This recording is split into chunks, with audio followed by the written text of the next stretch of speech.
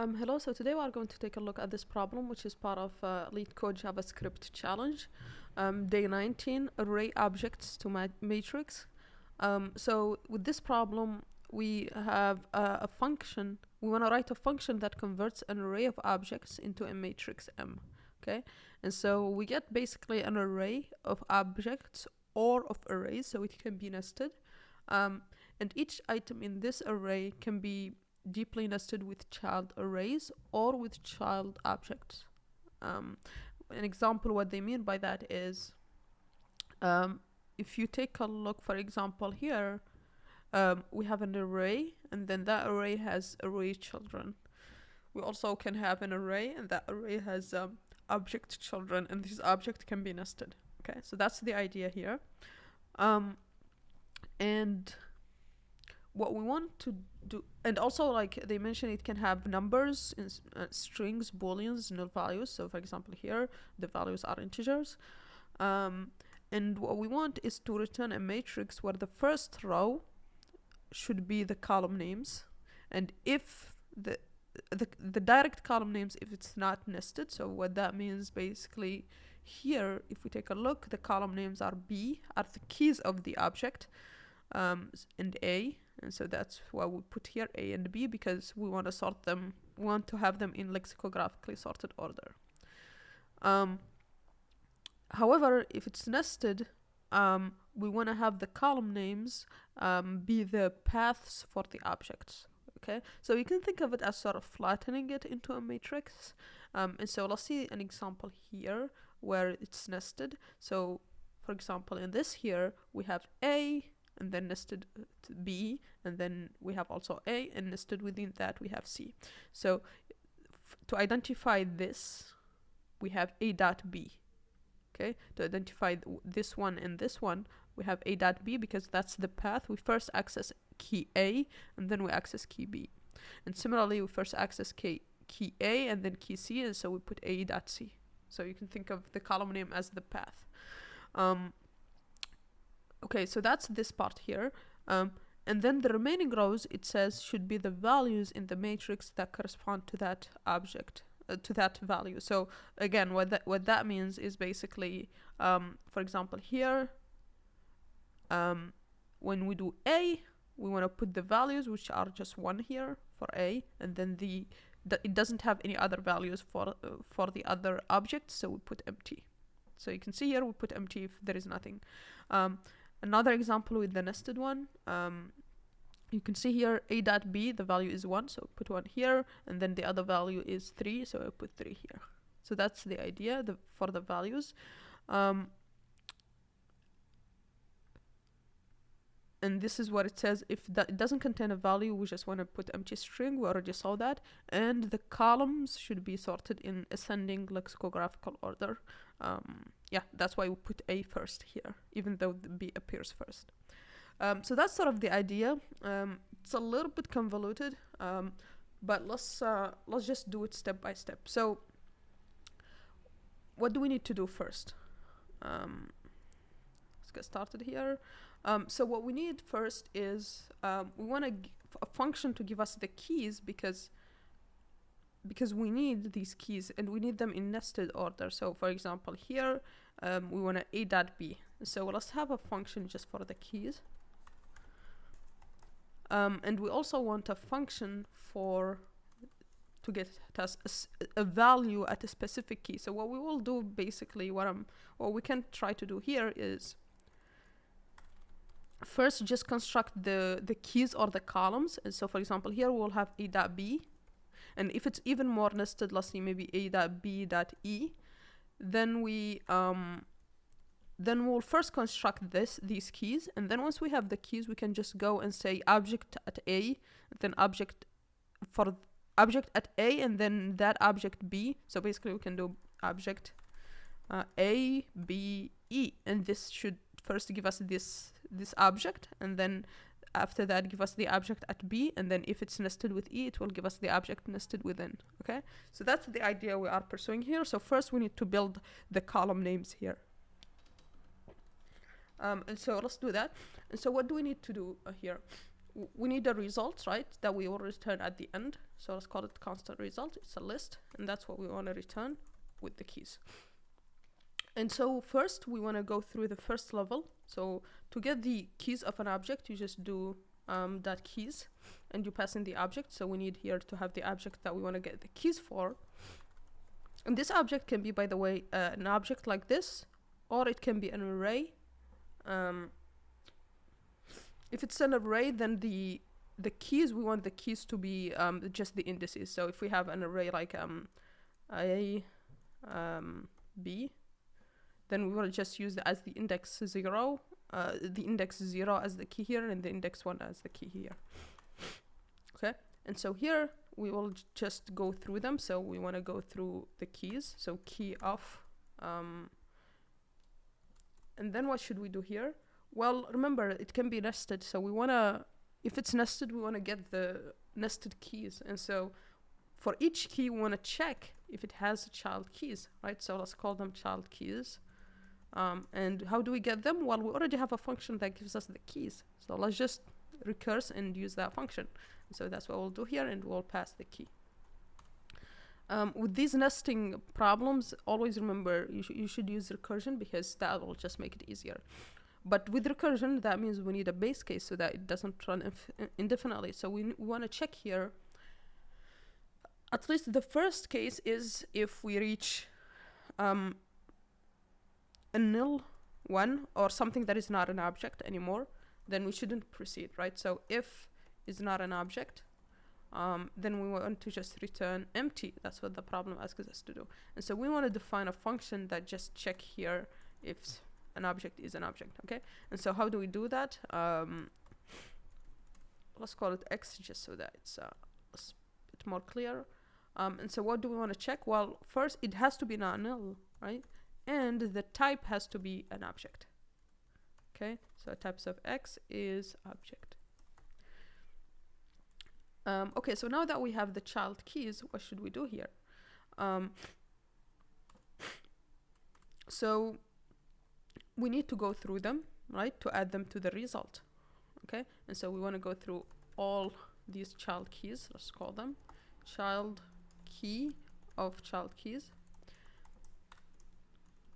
And what should we want to add them to this result, right? So we know we want to push it to this result, but this child key, if it either is, there was an object, so either let's say we are in this case, then in this case we should do a dot b. What is a dot b? Well, the key would be a and the child key would be b.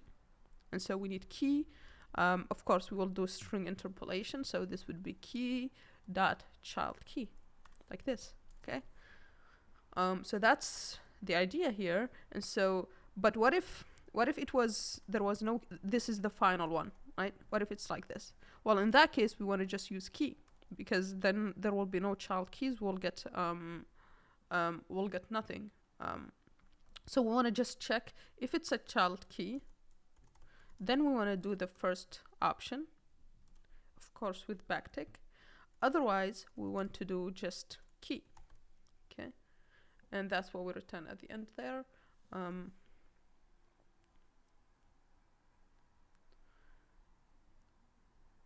Okay, so now that we have the function that should give us the keys, right, we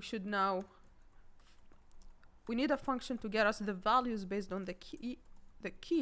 But first, before just doing that, let's just see if our keys thing work. So for an object, to get a value, we need the object. It's the main object, and then we need the path. So we need, for example, a.b to know that we need to return this one here. Okay, and so how do we do that?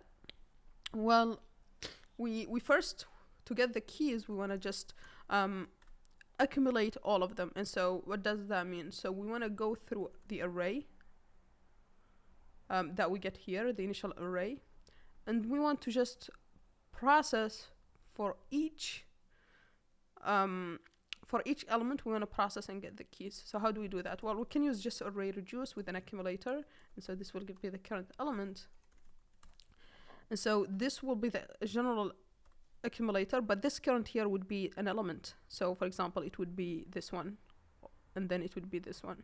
And so how do we extract the keys from this? Because remember, these keys should be unique, right? So a.b should be unique, but then the rows will have the values. Okay, and so we want to get the keys for each of these, right? So we want to get a.b, a.c, and then here we want to get a.b and a.d. So how do we do that? Well, we have the function get keys, and so we'll just pass to it each this current here. And then we'll go through each of the keys that we get from that one to add them to our overall accumulator, because the accumulator will need to be flat. So our accumulator here would just give us like a.b, a.c, right, and a.d for example, for this case. Okay, and so that's what we are aiming for here. And so each time we get the keys from one of these elements, we want to add it to our accumulator, which would be, we want it to be a set because these needs to be unique. And so we'll just add the key, and I'm going to make this a set, which means basically we need in our accumulator here, we need to pass a set as the initial element that will add elements to here. Okay, so that closes this here, and then we have the set that should close this and this.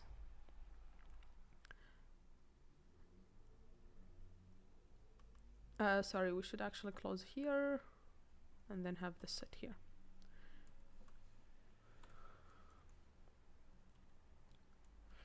Okay.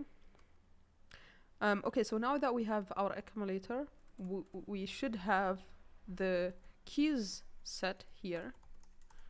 Okay.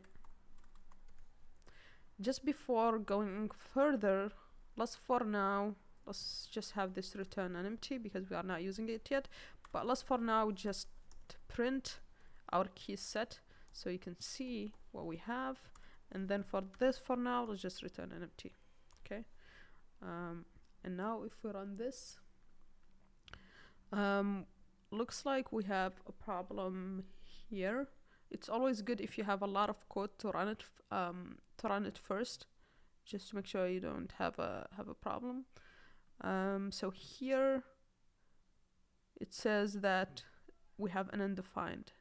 So that means somewhere we are returning the wrong value. So we have a mistake here, right? So for the child keys, we don't want to get the keys of a key, right? Because the key would be just A. We want to get the keys, for example, here, we want to get the keys for this nested portion, right? And so we want to pass the object. We want to take the object, get the element at key A, and then pass that. And so that's the mistake here. We need object keys like this. Okay. So let's see if that's better. Okay, so another problem here is, of course, we wanna this function here should return the accumulator, right? So my bad there. Let's fix that.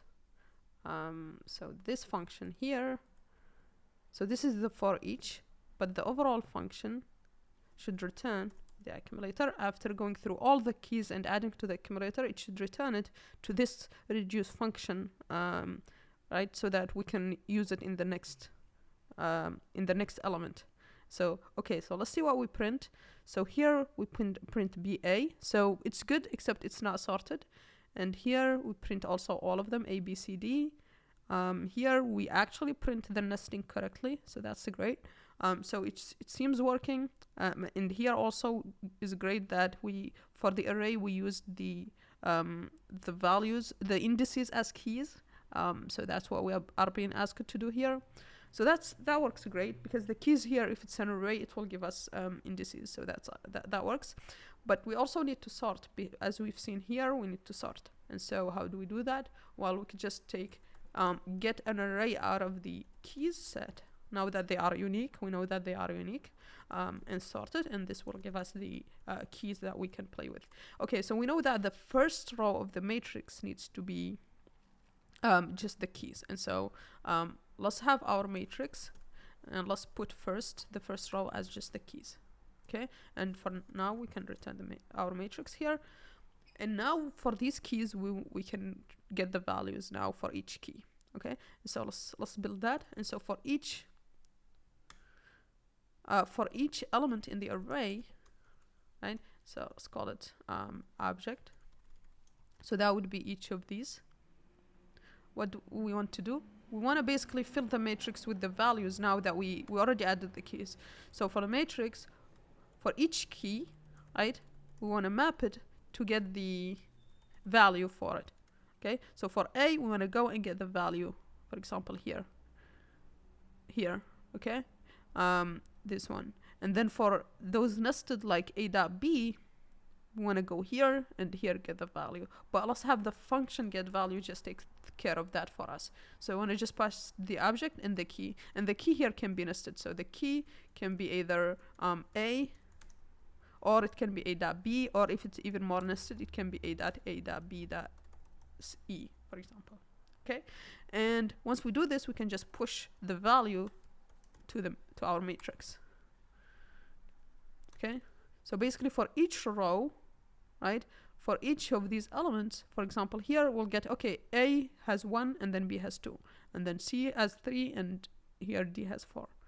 And so that's what we will do here. Now we just need to define get values, which needs to be able to support getting A, getting nested A dot B, but also if the key doesn't exist in the original array, we want to just return empty string. Okay, so let's handle this here. So first we know it's nested, right, with A dot B dot C, and so we need to split the path. So I'll split it with that. And then we want to get all the paths. Okay, and then we'll start our value. We'll start first with just the object, and then we'll go down. Okay, and so what we want to return at the end is this value here. Now, so first we get the entire thing, and so we need to go down and to reach our value at this path. And so to do that, we will need to have some sort of pointer to the path, so to know when we are done. And so to do that, we'll just go through while I is smaller than path.length.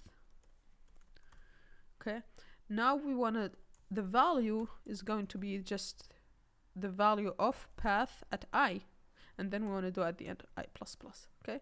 Because let's say, for example, in this case, right, and our path is A dot B, right? So first we get A, and so we want the value to now be this object, and so that's why we do value path at I, which would be value at A, and so we'll get this object. And then on the next iteration for the next I, we'll say, okay, that object at B now, and there we'll get 1. So that's the idea. Now one improvement is this I++. We could do it here if we want to. But we need to be careful here. What if there is no object at that path? And so in that case, we want to check if there is no object. We just want to stop going, because then if there is no object and we still did this, we'll get an error. So we'll just exit if that's the case. And now here, or we could either exit, or we could just return empty like this. I'll just exit for now, and we can check down here. So we'll check if I is smaller than the length of the path. So that means we didn't find an object for one portion of the path, which means this is not valid. So we want to return an empty string. Or if the object is undefined,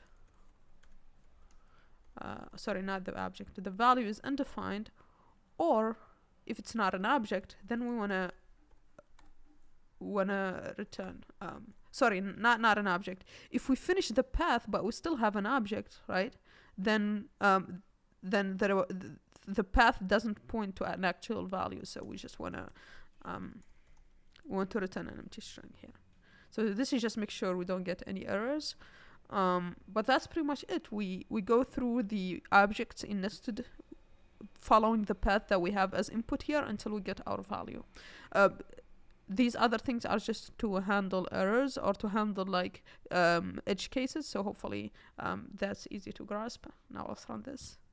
Okay, it looks like, again, we have undefined here. So we have Yeah, the mistake is we need to check the value here because that's what we are traversing. So let's run this. Okay, it looks mostly good except in these two cases where it looks like we are putting here empty instead of the values. Yeah, sorry, we have a typo here with paths. So I want to check the paths, not the original path, which is just one string. Okay, so now there is just the problem here where for nil we are returning empty string. So let's just handle that one. So here we actually need 3 equals. Sorry, this is JavaScript. So yeah, and with that we should be good. We are good to go, and we can submit. And this works. Okay. It's a little bit annoying because of all the edge cases you need to handle, but the key idea here is this recursion to get the keys, and then once you gather the keys, even with the nested ones, then it's easy to just get the values and get the value for each path. So yeah, that's pretty much it for this problem. Please like and subscribe, and see you on the next one. Bye.